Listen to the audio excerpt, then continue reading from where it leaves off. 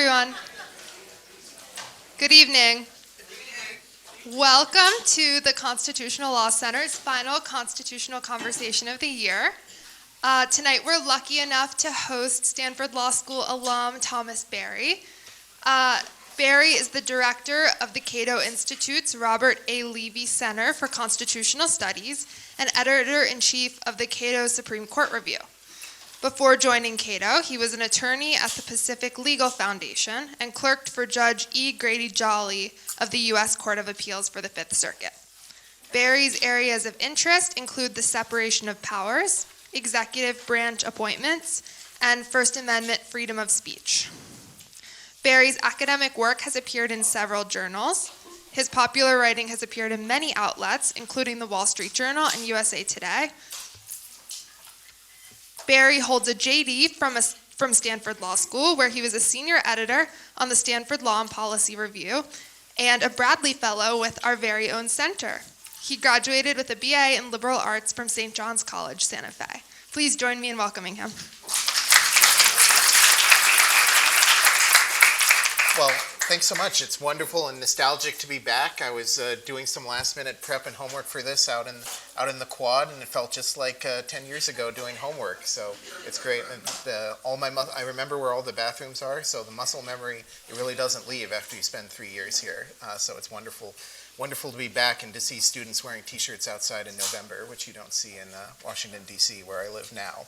So this is a very timely issue, and it's an issue that has multiple connections to Stanford, both past and present, which makes it particularly appropriate to be talking about it here.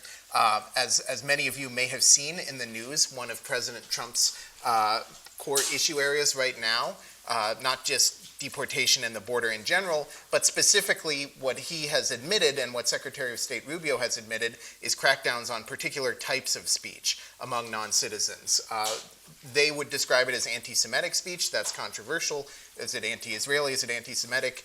This isn't about how you define it or what it actually is, but there's no doubt that they are going after particular viewpoints being expressed and in general trying to remove people from the country for example, calling actions in Palestine a genocide, that type of thing, speech against Israel and pro-Palestinian speech. There are two main statutes that the administration is using, one of which provides way more unbounded discretion than the other. This talk isn't about what do these statutes allow, it's about even assuming that these statutes give this authority. Does the way that the administration is using these statutes violate the First Amendment? And that's a good sort of tie-in or lead-in to the more general questions of what are the First Amendment rights of non-citizens? Are they on a sliding scale? Do they exist at all? Etc. So one of the statutes is extremely broad and unguided. It simply says that if someone is in the United States on a visa, for example, a student visa, the Secretary of State can, in his discretion, revoke that visa at any time for any reason. Literally no statutory guidance is given whatsoever. So if you've seen the story, for example, of Tufts graduate student Rumeysa Ozturk, who was seized and who the administration attempted to deport, but who challenged her deportation, and she has not yet been deported. That was the statutory hook for that particular attempted deportation. They were claiming, we're revoking your student visa that you're in the country on. We can do this for any reason. They admitted that the reasons they were doing this was because they didn't like a student op-ed she had written and protests she had participated in.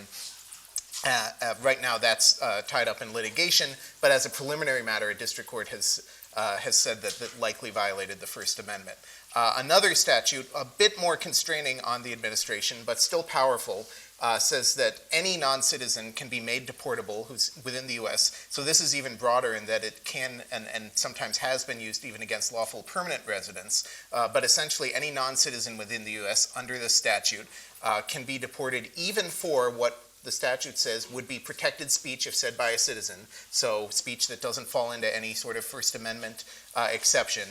They can be deported for that if the Secretary of State personally finds that speech compromises a compelling United States foreign policy interest. So that use of the word, lawyers' ears might perk up when they hear that word compelling. I think it's not a coincidence that they use that particular word. Likely the drafters of the statute were thinking about the strict scrutiny test that anyone who's taken con law will be aware of, that says you can overcome strict scrutiny. The government can be allowed to do things they normally wouldn't if it's the narrowly tailored to further a compelling government interest. So they perhaps had this in mind, though note, the statute doesn't include the narrow tailoring half. So even if it were, you gave them the benefit of the doubt that every time this is used, it is in fact a compelling government interest, you have to query also, is this narrowly tailored to achieve whatever that compelling government interest is. But in practice, the way this has been used, and it's been used in several high-profile cases, is similarly just based on speech, op-eds,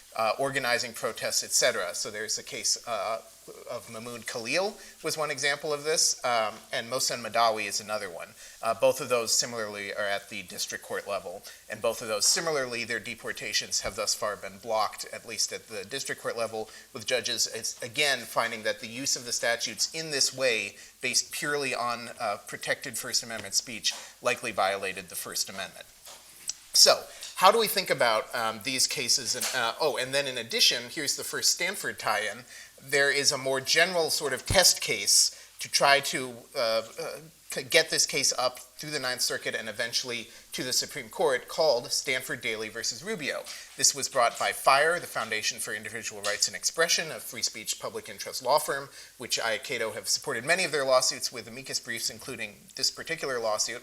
And essentially what they argue in this case is that several non-citizen students at Stanford who were or are writers for the Stanford Daily are self-censoring because of this campaign of deporting people or attempting to deport people based on what they've written or what they've said or what protests they've participated in. So the Stanford Daily is a named plaintiff. The particular writers are all Jane Does and John Does for obvious reasons, but they're basically making the argument of what lawyers call associational standing, that Stanford Daily can have standing to bring this lawsuit on behalf of its employees, its members, and that Stanford Daily itself is being injured because it's not getting the writing it would like to get from these authors. They're not participating fully in the community, and they're not writing articles that they say that they would have written and were entirely prepared to write, but for this concrete fear of of deportation proceedings potentially happening. So that's happening as we speak. It's been briefed, and if you're interested, the oral arguments are November 19th, so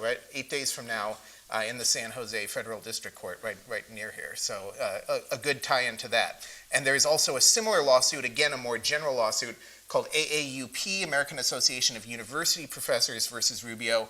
That one is in Massachusetts, and that similarly is based, again, on a broad, it's sort of attempting to be like a class action. It's not a class action, but again, it's a broader idea of representing all the non-citizen professors or students whose speech has been chilled, again, to just squarely present this issue in a way that might be engineered to hopefully get up to the Supreme Court. And there, similarly, we have had a ruling from a district court.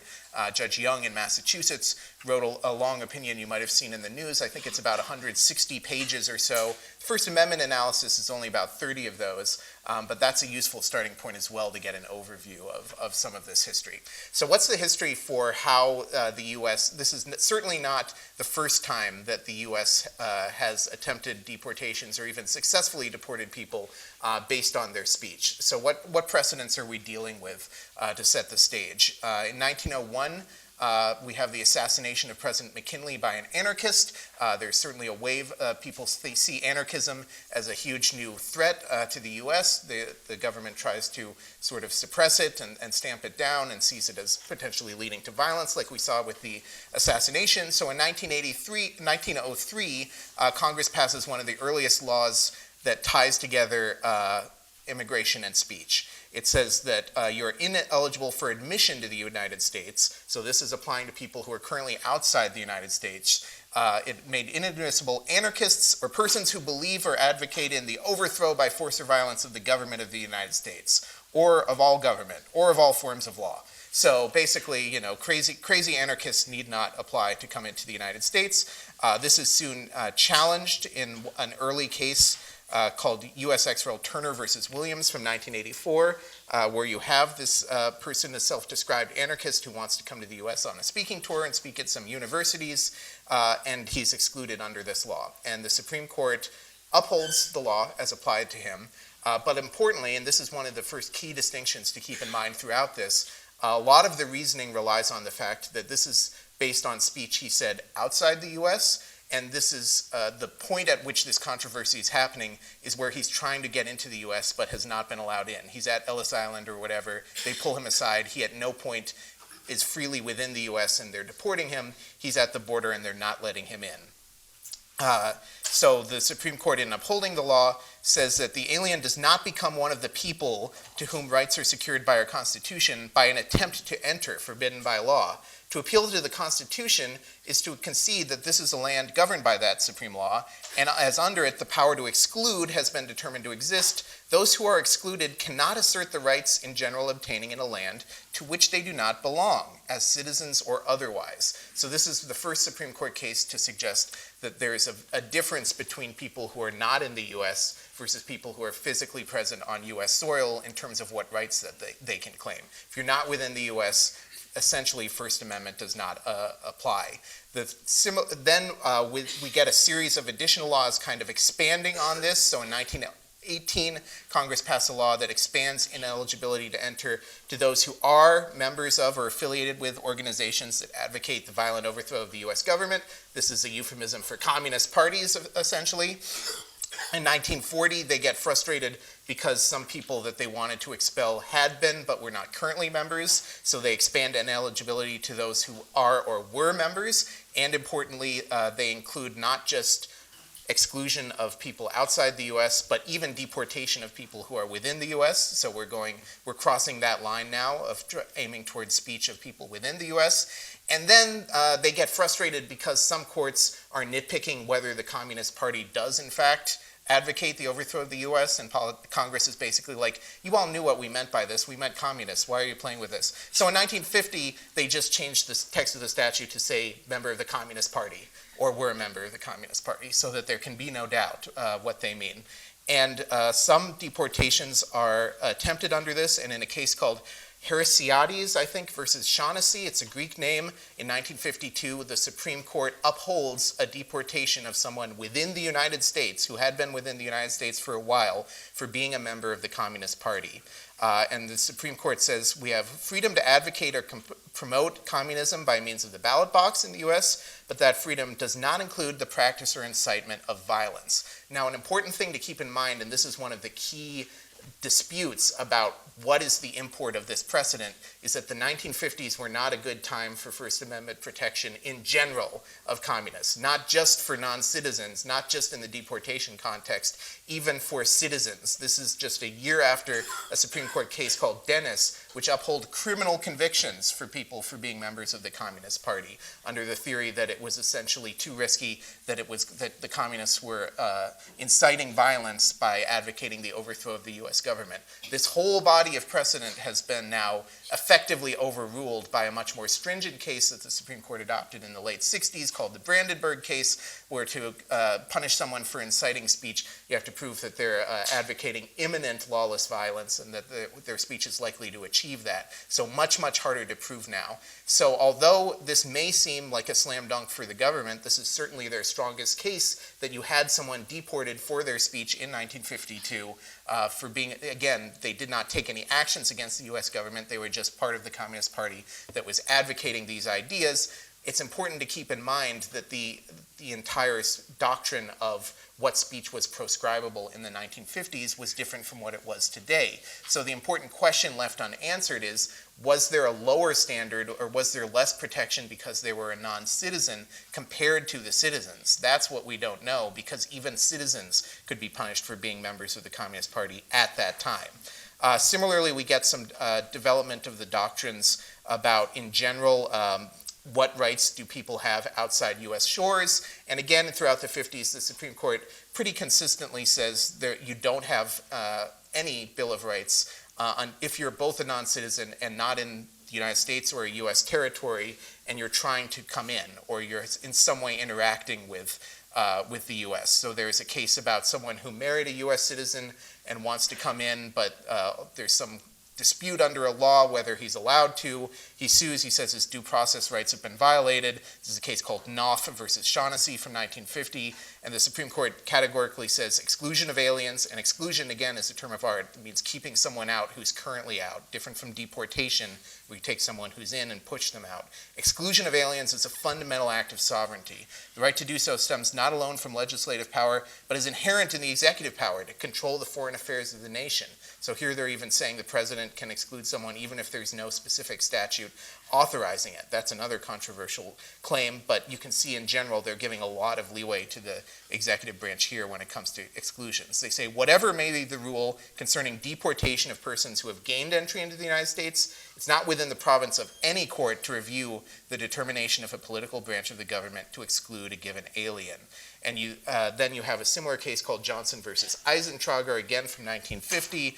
You have a claim for habeas corpus of certain Germans arrested after World War II. Supreme Court says they can't obtain habeas corpus in federal grounds because, again, all of this essentially happened outside the United States. And here we have some important language that the government is seizing on now that suggests that, yes, even if some people with some non-citizens in the United States do have some rights, it's not 100% across the board, and it might be more of a sliding scale. So this is a theme that we're going to see again, the idea that maybe a lawful permanent resident has more constitutional rights than someone here on a 3-year student visa who might have more constitutional rights than someone here for a week as a tourist. So in this Johnson versus Eisentrager case, and again, it's not clear that the Supreme Court needed to say all of this, but they were sometimes more apt to have longer, what lawyers call dicta back in that era. They say the alien to whom the United States has been traditionally hospitable has been accorded a generous and ascending scale of rights as he increases his identity with our society.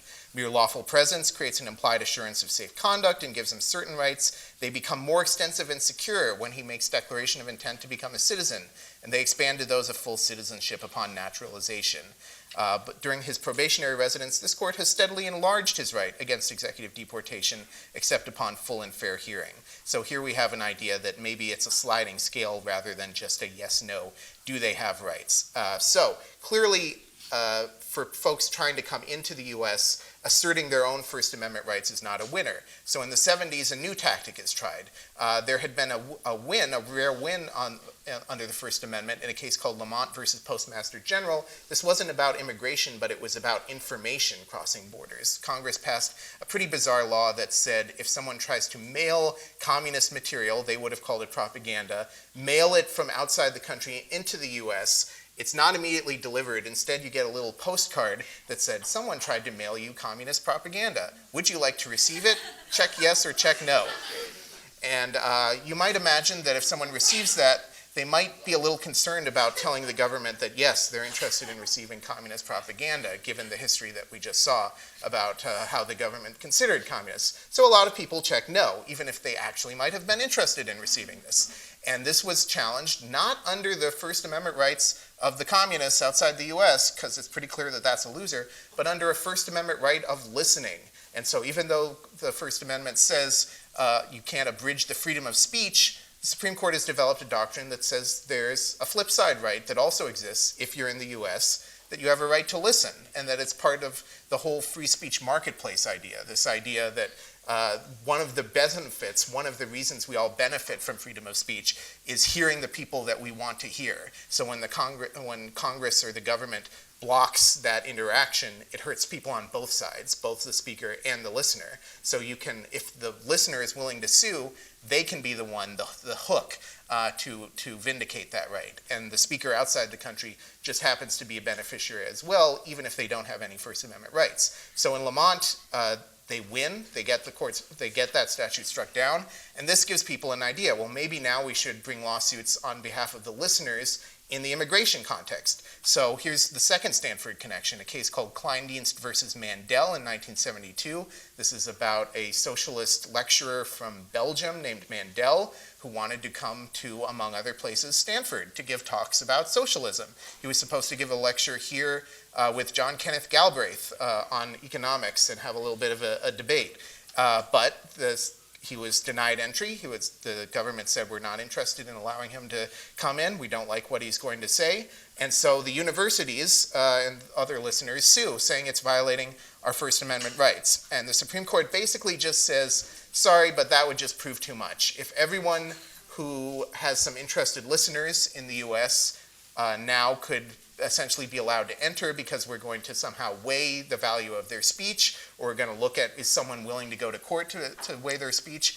The Supreme Court suggests this would put a weird thumb on the scale. It would mean like you'll have a better chance of getting in if you're popular or articulate or have novel ideas that people are going to enter. They say, we're just not going to wade into that. And they suggest that the traditional power of exclusion is in the back of their minds, or maybe front of their minds, when they're weighing that, when they're saying we don't want to get in the business of forcing the government to allow people in that they want to exclude.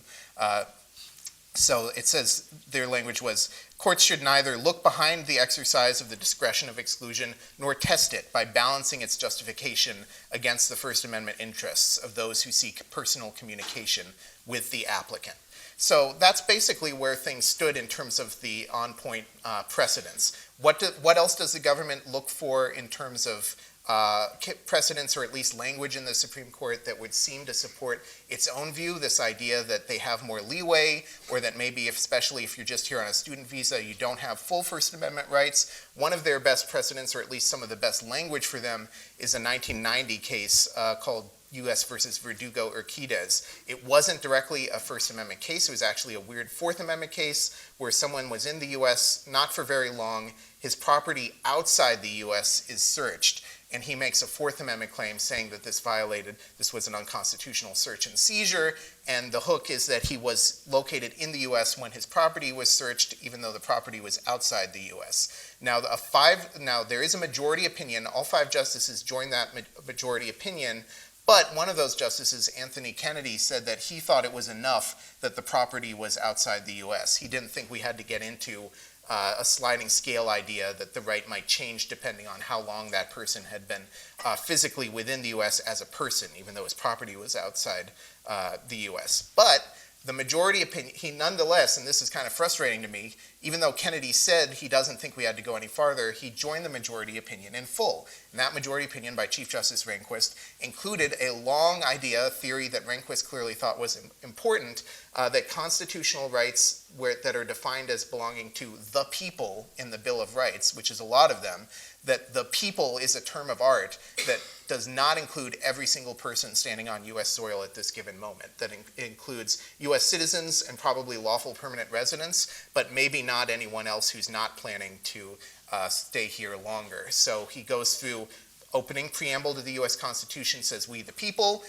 First Amendment, not the beginning of the First Amendment, that just says Congress shall not abridge the freedom of speech, but a little later on in the First Amendment, talks about the right of the people to peaceably assemble and petition the government for redress of grievances. You similarly have the term the people in the Second Amendment. You have the people in most of the amendments, except I think the Fifth and Sixth, that about criminal procedures, things like due process. Those use terms like a person or the accused. So those under this theory, under Rehnquist's theory, those are absolute for anyone who's caught up in the criminal justice system, but the people is less than that. So Rehnquist in his majority opinion says, while this analysis is no means conclusive, it suggests the people protected by the Fourth Amendment and the First and Second refers to a class of persons who are part of a national community or who have otherwise developed sufficient connection with this country to be considered part of that community. So that's one, and then in addition, we have some precedents that focus not necessarily on how long you've been in the country, but what type of speech participation are you acting in.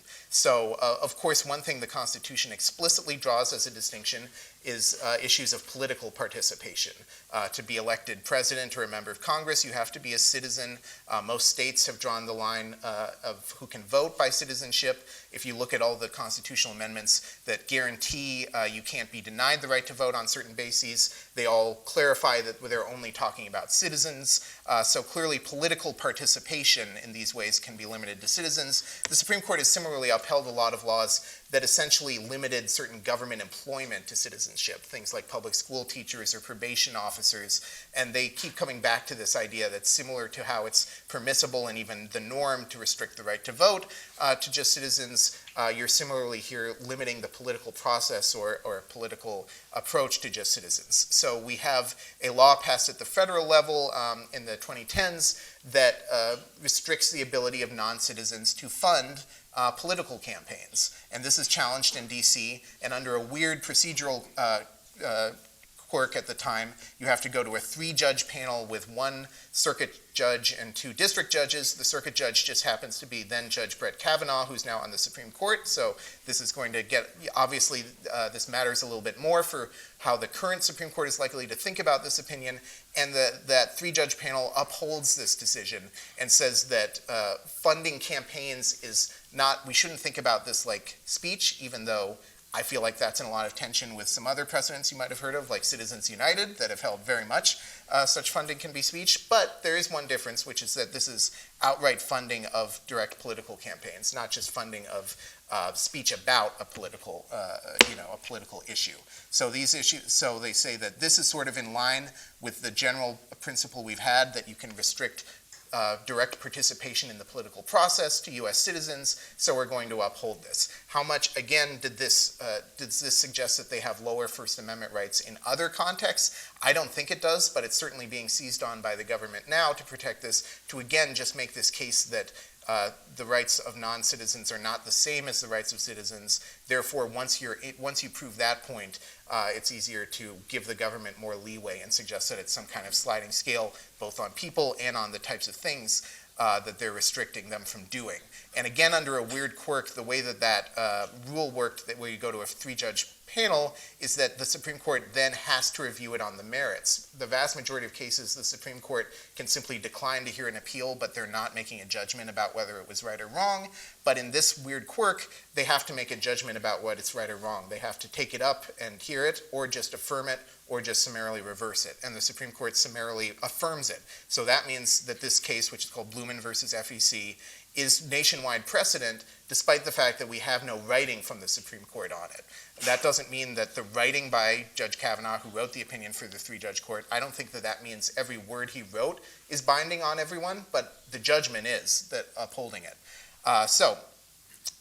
Then, and similarly, most recent sort of wide summary of where we currently stand is a case from 2020 at the Supreme Court, written by Judge Kavanaugh, called USAID v. Alliance for Open Society International. This is a case about, can the government essentially, when it's funding nonprofits outside the U.S., not U.S. corporations, not within U.S. borders, when it's funding the activities they do, can it condition that funding on them not speaking about certain things in a way that would be unconstitutional if they were doing it to U.S. entities? The Supreme Court says yes, again, and not coincidentally an opinion by Justice Kavanaugh. He seems to be interested in this topic. And one of the things he says to start out is, it is long settled as a matter of American constitutional law that foreign citizens outside U.S. territory do not possess rights under the U.S. Constitution.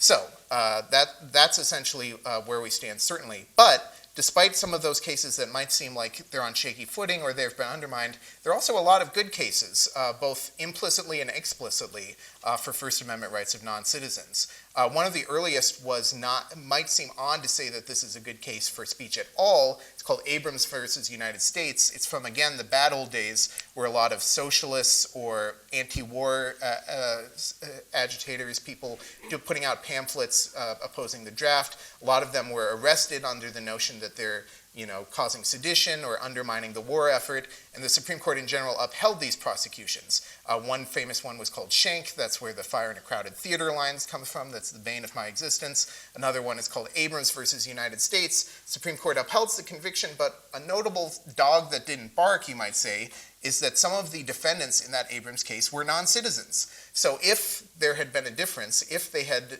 not had the same First Amendment rights as U.S. citizens, you might think that the government would have made a simpler and more straightforward claim, which is you don't even have to think about whether this falls within the First Amendment exception for incitement. You don't even have to weigh our interest in national security with the speech. The defendants are non-citizens, so that just makes it easy. But no one made that argument, and the Supreme Court didn't even note that they were non-citizens. So not directly precedential, but at least an indication that no one even thought to raise this notion that a non-citizen could be criminally punished for something that a U.S. citizen could not be punished for. And then we get to several cases about a fantastic story that I was not familiar with until I started digging into this, the story of labor leader Harry Bridges, who was a pretty colorful character who was born in Australia, came over as a 16-year-old on a merchant marine ship, basically was just sort of an adventurous spirit and ended up becoming a labor leader, a very powerful and important longshoreman labor leader on the west coast of the U.S. all throughout the 30s and 40s. And he becomes, again, the bête noire of the U.S. government. They repeatedly try to deport him, so under the claims that he was or is a member of the Communist Party. So there's one case I mentioned earlier where they claimed, I mentioned that Congress changed that statute from you're deportable if you are a member of the Communist Party to if you just are or were. They do that directly to try to deport Harry Bridges specifically. They say this in the legislative history because they had tried to deport him a first time and a court found, well, he might have been a member before, but he's not now. So they explicitly tried to change that statute. Bridges goes up to the Supreme Court twice. The first case is a First Amendment case about a letter he had sent to the Labor Secretary about a pending litigation in California. And this pending litigation was between two labor organizations, one of them his, and he excoriates this the decision by the judge. He says it's outrageous. He says that enforcing it would tie up the ports of Los Angeles. He says they're not allowed, he's not going to have a court override the majority of vote of the members of his union. Some claim that this is a veiled threat or that it's a threat to strike. If the decision is upheld, California prosecutes it as interfering with the court system. So a classic First Amendment case, is this just speech on a matter of public concern, or did it cross the line to some sort of intimidation or coercion? Supreme Court strikes down the conviction, says no, this was protected free speech, and again, there's a dog that didn't bark. He's a non-citizen, but no one argues that some different standard applies to him. Then we have a second case where Bridges goes up to the Supreme Court, a case called Bridges versus Wixon in 1945, and this is under that new statute where he was the Supreme Court, where Congress changed the law so that you could deport him if he was or used to be a member of the Communist Party. And the particular statutory question is, was he affiliated with it? So one of the hooks, one of the reasons you can be deported is if you were ever affiliated with the Communist Party. Supreme Court interprets that text narrowly. So this is, I would say, an example of constitutional avoidance, where they say we have some concerns that if this were really so broad, it would go beyond the level of permissible reasons to deport, and it would be more, it would probably cross the line to an unconstitutional First Amendment violation. So as not to have to decide that, we're going to interpret affiliated in a narrower and more concrete way, and we're going to find that he was not in fact affiliated in that narrow and specific way of having done, concrete acts to help the Communist Party. But in the course of doing that, again, they don't reach a First Amendment argument, but they suggest that it's lurking in the background. Surprisingly, they come right out and they say, quote, freedom of speech and of press is accorded aliens residing in this country. And as precedent, they cite the same case about Bridges from 4 years earlier, Bridges versus California, despite the fact that nothing in that case mentioned the fact that he was a non-citizen, and seemingly no one argued it one way or the other. But here we go. He himself has now set the precedent that's helping him in this case. They're saying that the dog that didn't bark is now binding precedent. Freedom of speech is accorded aliens residing in this country. Is this dicta or not? The dicta being speech that language and an opinion that was not necessary to reach the conclusion, and so therefore is not binding on lower courts. The government now, in all of these cases I mentioned, they're arguing that that's dicta because it was a statutory interpretation case. But when statutory interpretation includes constitutional avoidance, I think it's harder to say it was dicta, because their concerns about the First Amendment violation on Bridges was a motivating factor in the way that they interpreted this statute. And so they go on and they say, so far as the record shows, the literature published by Harry Bridges, the alleged affiliations, the utterances made by him were entitled to that First Amendment protection. And then you have a concurrence by Justice Frank Murphy where he goes scorched earth. He goes even farther than constitutional avoidance. He says straight on that this is an outrageous violation of his First Amendment rights. And he again draws this line between outside the country, inside the country. He says the Bill of Rights is a feudal authority for an alien seeking admission for the first time to these shores, but once an alien lawfully enters and resides in this country, he becomes invested with the rights guaranteed by the Constitution to all people within our borders. None of the Bill of Rights acknowledges any distinction between citizens and resident aliens. They extend their inalienable privileges to all persons and guard against any encroachment on those rights by federal or state authority. So Murphy, a very strong statement by Murphy, not the majority opinion. But surprisingly, in a case about 7 years later called Kwang Hai Chu versus Colding, this is not a First Amendment case, it's a due process case, and again a statutory avoidance case. There's a dispute about someone who was living in the U.S. lawfully. He leaves, he wants to come back, they deny him re-entry, and there's a question about how much, what does the statute allow in terms of the process he gets to object to this not being allowed back in, and the Supreme Court interprets the statute to give him more process. So it's a win for him. They don't say the other interpretation would have violated the due process clause, but they suggest it. So again, constitutional avoidance. And they say, it's well established that if an alien is a lawful permanent resident of the U.S. and remains physically present, he's a person within the protection of the Fifth Amendment and may not to be deprived of his life, liberty, or property without due process of law. And then, surprisingly, there's a little footnote that quotes in full that the passage I just read from Frank Murphy. So now it's not just a concurrence, it's in a majority opinion, where it definitely didn't need to go. They didn't need that to bolster what they were saying.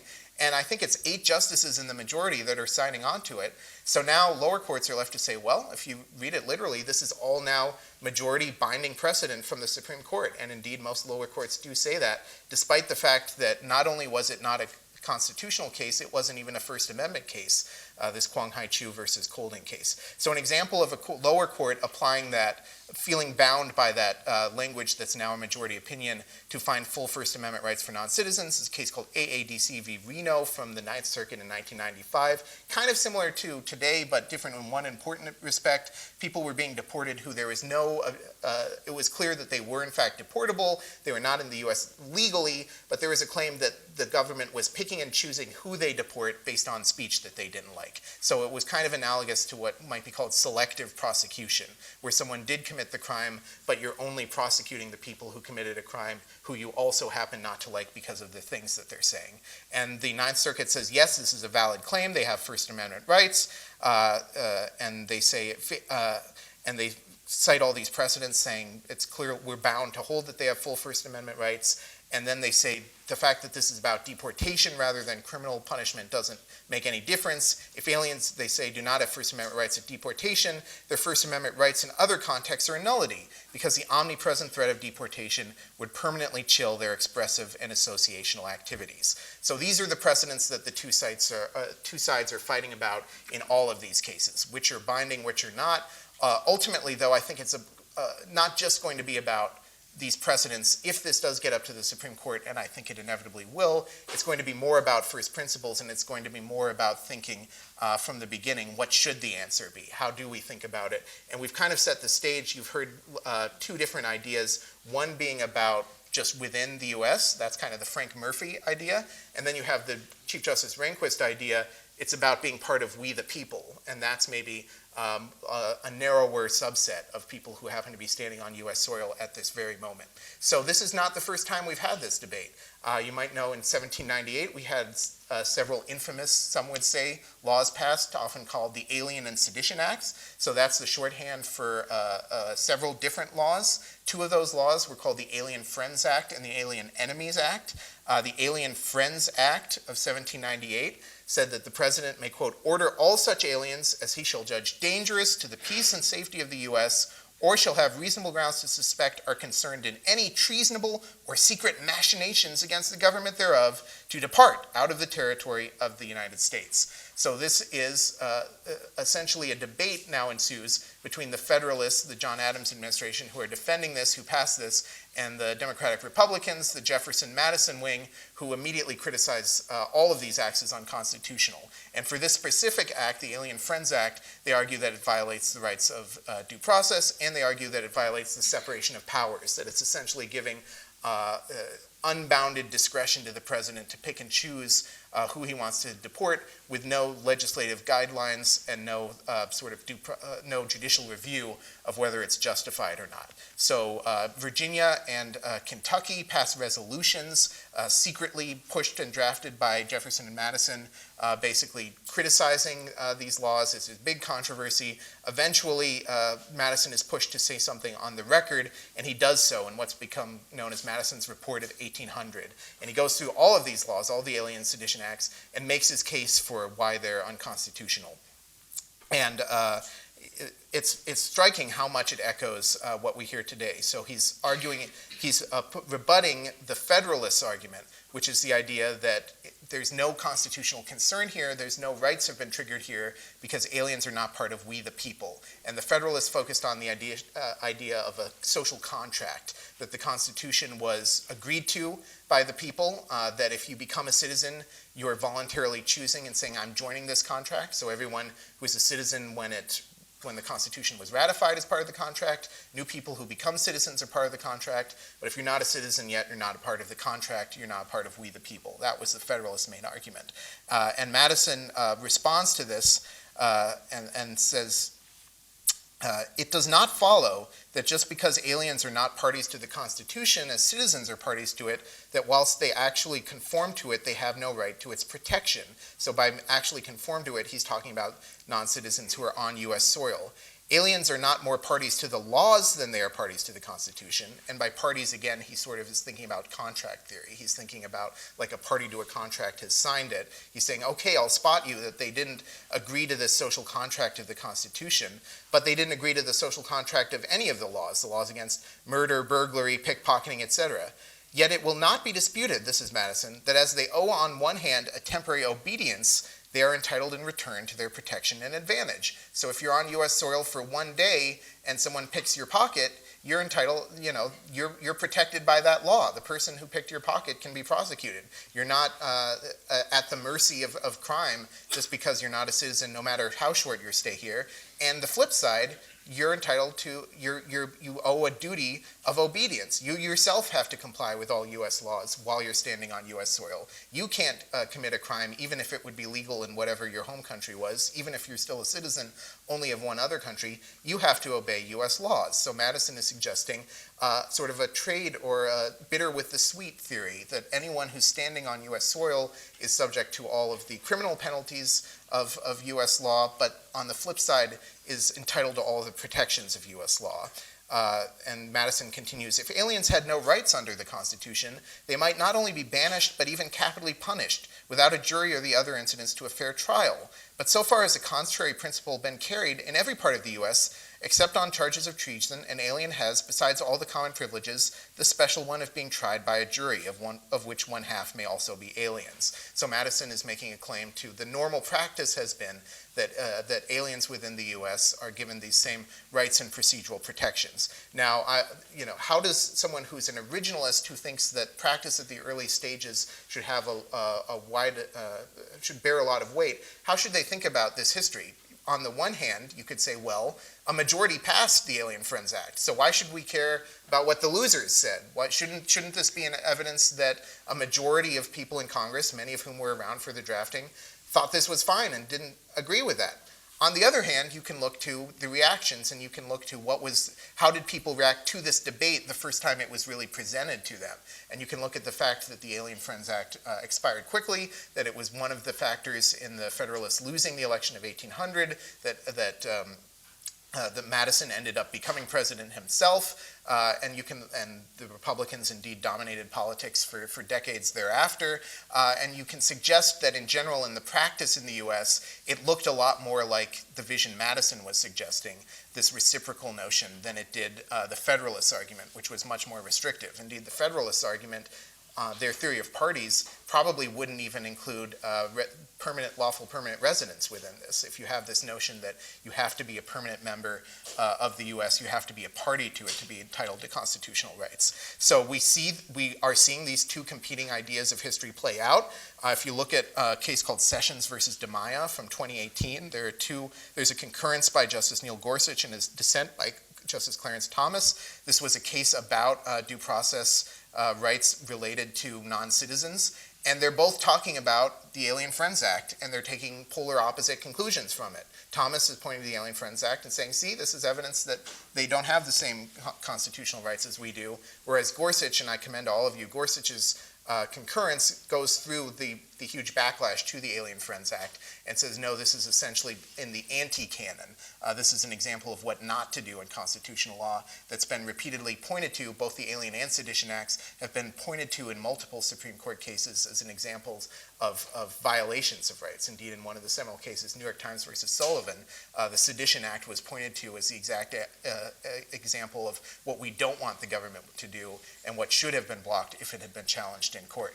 So that's where we stand today. It shows that history is a difficult thing to look at and to get clear answers from, and it shows that even though we're in a very heated and disputed argument right now about these two sides, that it's strikingly similar to arguments we had 225 years ago.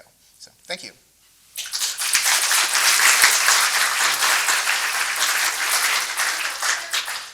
Line up at either microphone to ask a question.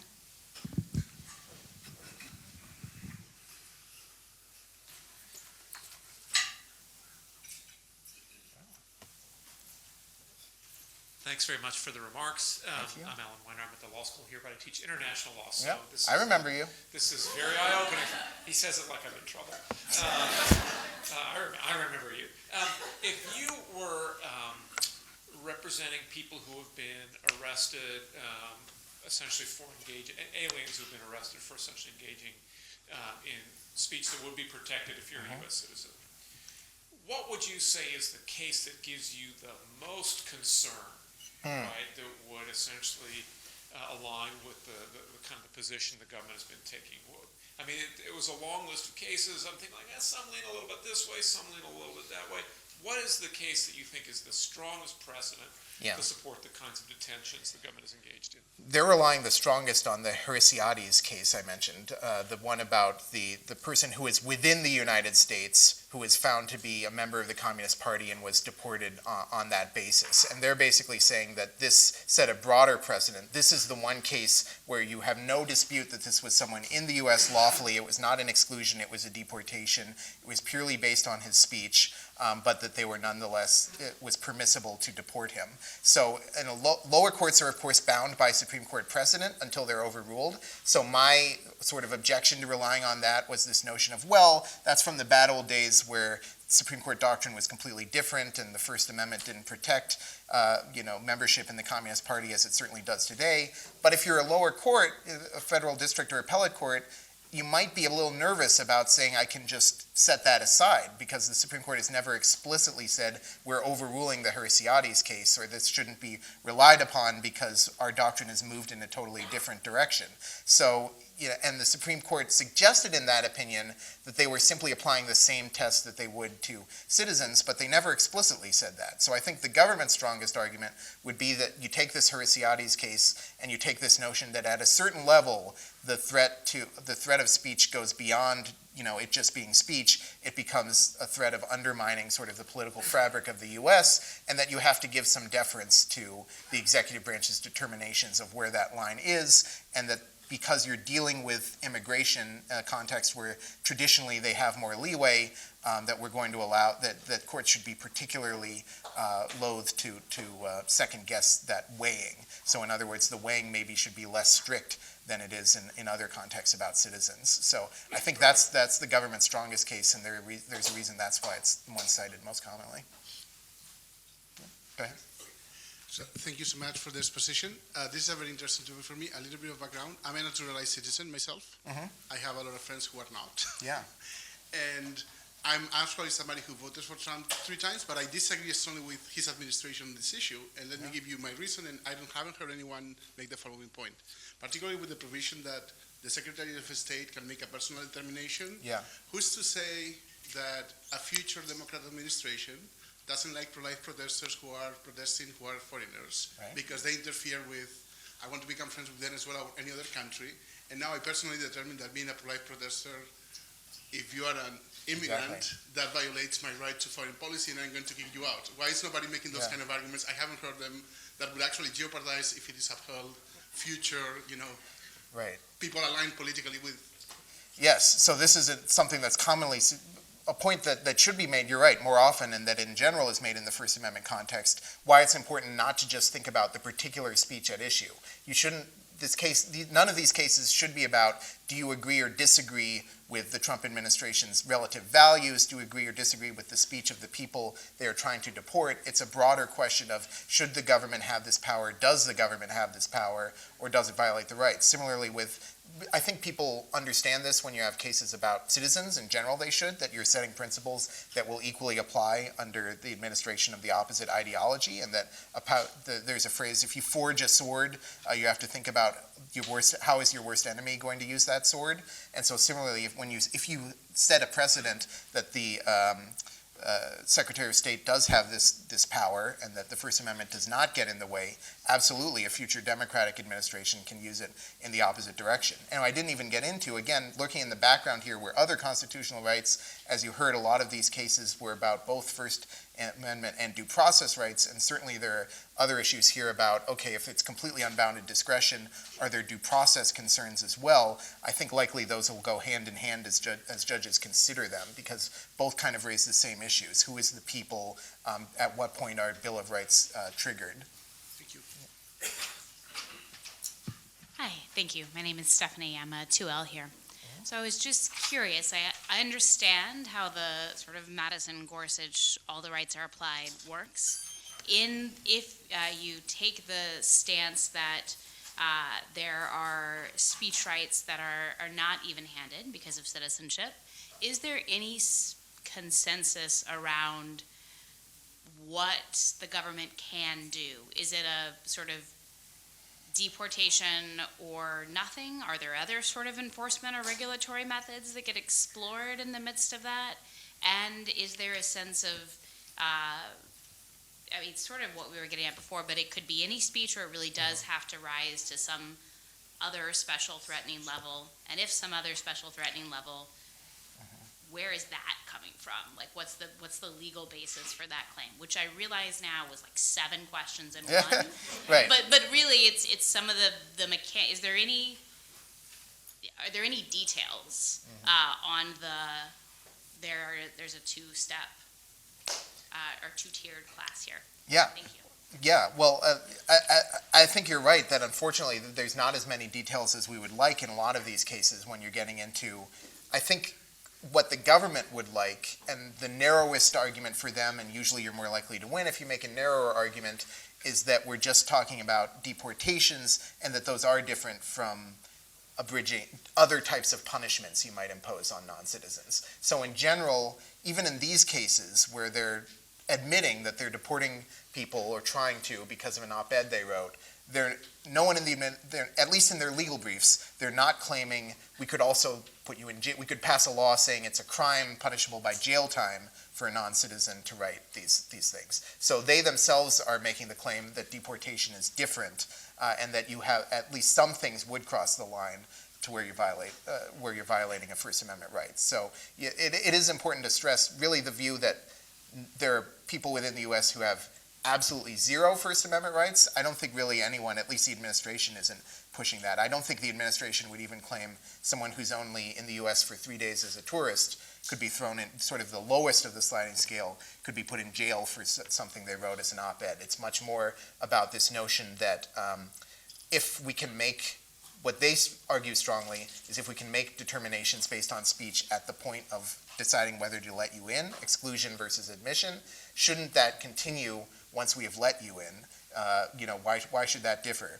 And so that's why I think it's really important to note that the reasoning of the Supreme Court in the in the cases about people outside the U.S., it really focuses on the territory of the U.S. and it not extending globally. So as I read these cases, but others would disagree, it's really a broader point of you don't have First Amendment rights if you're not a citizen and you're outside the U.S. And this just happens to come up a lot in cases of where people are trying to get the U.S., but it doesn't only come up in that context. You have like the USAID case where the government is making distinctions of who's getting money based on what they say or don't say that they could not do if they were funding nonprofits in the U.S. And similarly, the Supreme Court just says, sorry, you can't appeal to the First Amendment. It just doesn't apply here. So for me, that is the reason why you just have a blanket rule of First Amendment does not apply at the admission level.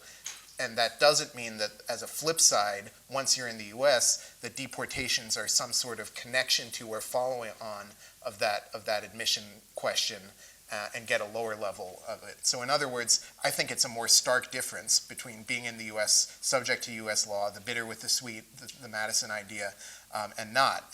But that is really, that's what the government's focusing on. To win these cases, they're really trying to argue that immigration law is different from everything else, and the government has more leeway, not just at the admission level, but also at the deportation level.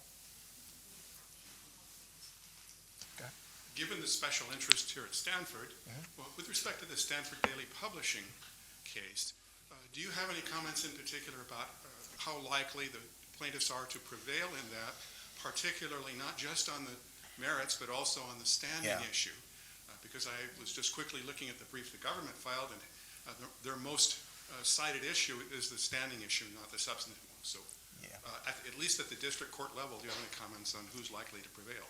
I think you're right. I think you're suggesting that if the government wins, it's probably going to be on the standing level, and I think that's right. And that's also the biggest uncertainty for me as well. This is certainly a case where it's always tricky because you don't want to reach the point where someone has actually been detained, like we saw with Rumeysa Öztürk and others. You don't want to get to that point where you're having people risk their time in the U.S., and so there's a lot of incentive and hope to be able to bring these cases preemptively. But it is tough because the standing bar is high. You have to show a real concrete risk that it's going to be enforced against you. And certainly the Trump administration is doing this to lots of people, but what are the odds it's going to happen to any given specific person? That's hard to say.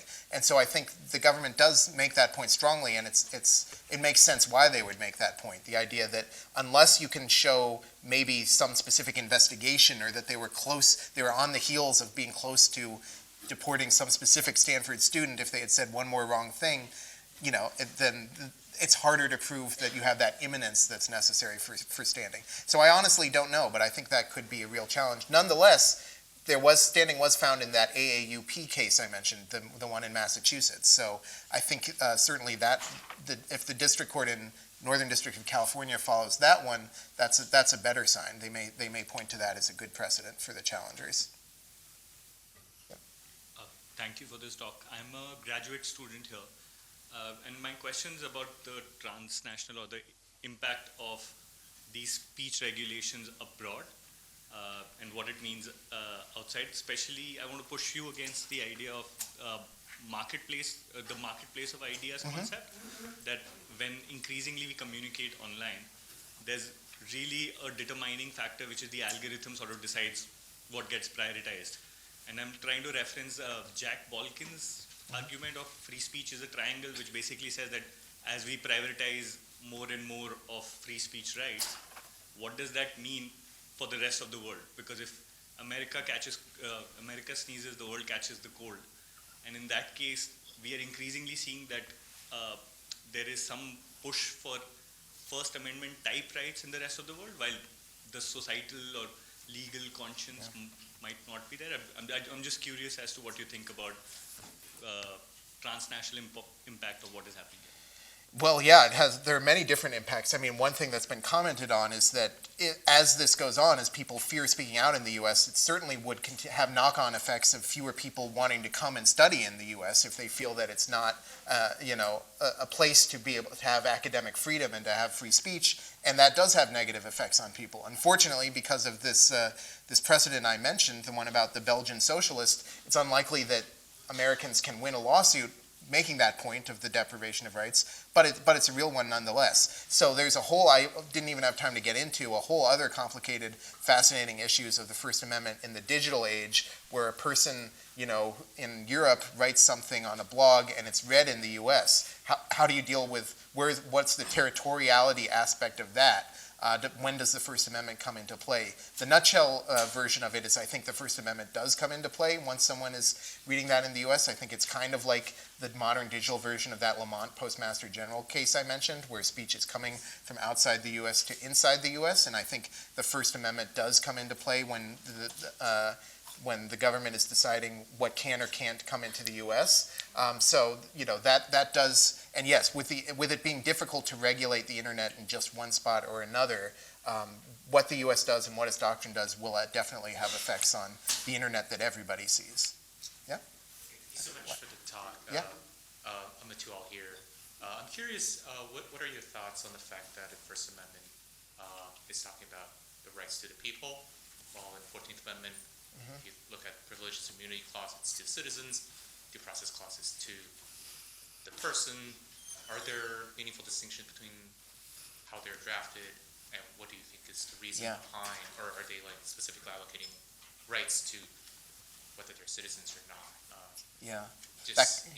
That could be a whole other hour, but the nutshell version is it's a very important issue, mainly for what states can do and cannot do. So until the 14th Amendment was passed, the First Amendment and the Bill of Rights only applied to the federal government. Congress shall make no law abridging the freedom of speech. 14th Amendment enshrined due process to persons and privileges or immunities of citizens. Eventually, almost all of the Bill of Rights have been so-called incorporated against the states. This is the idea that and it's been importantly under the due process clause. So this is the idea that within the notion of due process is substantive due process, certain substantive rights, including almost all of the Bill of Rights. And because that incorporates persons, then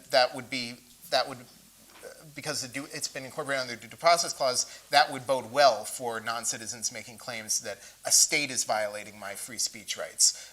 There are some originalists making, I think, convincing and interesting and wonky cases that no, this whole substantive due process project was a mistake, that all should have been incorporated under the privileges or immunities clause that the Supreme Court mostly read out of the Constitution in a case called the Slaughterhouse cases from the 1870s. But one of the concerns there, as you said, is that the privileges or immunities clause speaks only of citizens. So if that were true, that might mean that some of the rights at the state level are only protected as far as citizens go, unless there are additional protections in the state constitutional level. So fortunately, I can dodge it a little bit by saying all of these immigration issues are at the federal level.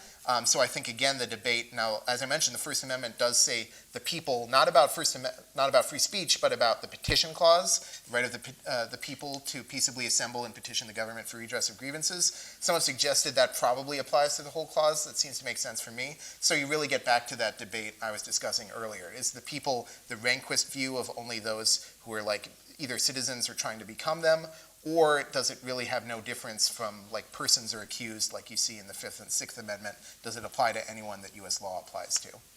Right. Thank you. All right. Thank you all very much.